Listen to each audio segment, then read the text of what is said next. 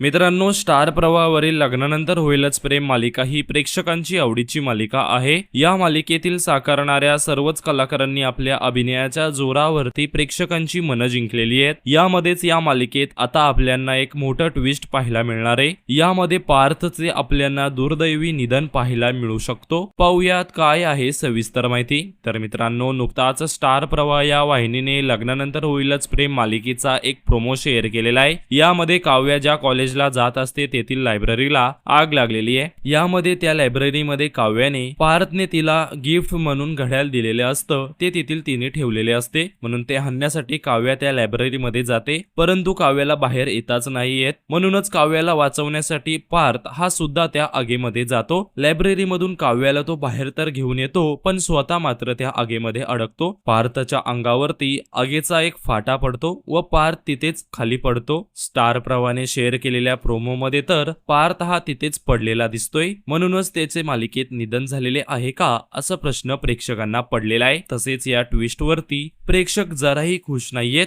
असलं काही मालिकेत दाखवू नका, चांगलं काहीतरी दाखवा। असलं काही दाखवून तुम्ही चांगल्या मालिकेची वाट लावतायत यांसारख्या कमेंट्स करत सध्या प्रेक्षक चांगलेच लग्नानंतर होईलच प्रेम मालिकेवर नाराज झालेले आहेत। तर मित्रांनो, तुमची या संदर्भात काय प्रतिक्रिया आहे हे आम्हाला कमेंटच्या द्वारे नक्कीच कळवा।